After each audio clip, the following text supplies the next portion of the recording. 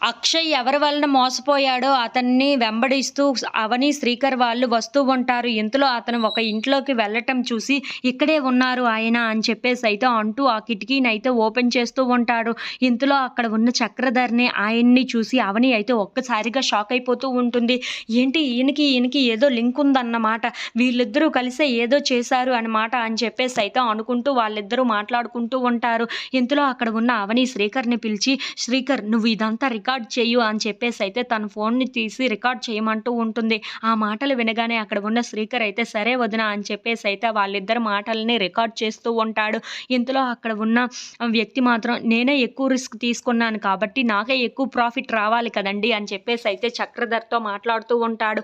ఆ మాటలు వినగానే అక్కడ ఉన్న అవని అయితే ఒక్కసారిగా షాక్ అయిపోతూ ఉంటుంది. ఇంతలో అక్కడ ఉన్న చక్రధర్ మాత్రం లేదు లేదు మీ అందరికన్నా ఎక్కువ రిస్క్ తీసుకున్నది నేను. కాబట్టి నాకే ఏదైనా జరిగినా ప్రమాదం జరుగుతుంది. లేదంటే ప్రాఫిట్ కూడా నాకే ఎక్కువ రావాలి కదా అని చెప్పేసైతే వాళ్ళిద్దరూ అలా గొడవలు పడుతూ ఉంటారు. అది చూడగానే అక్కడ ఉన్న అవని, శ్రీకర్ వాళ్ళు అయితే ఒక్కసారిగా షాక్ అయిపోతూ ఉంటారు. అంటే ఇదంతా చేయించింది ఇతనేనన్నమాట అని చెప్పేసైతే అనుకుంటూ చాలా కోపంగా లోపలికైతే వెళ్తూ ఉంటారు. అది చూడగానే అక్కడ ఉన్న చక్రధర్ అయితే ఒక్కసారిగా షాక్ అయిపోతూ ఉంటాడు. ఇంతలో అక్కడ ఉన్న అవని అయితే చాలా కోపంగా చక్రధర్ దగ్గరికి వెళ్ళి ఇదంతా చేసిందన్న విషయం నువ్వే అని మాకు తెలిసిపోయింది అని చెప్పేసైతే అంటూ ఉంటుంది.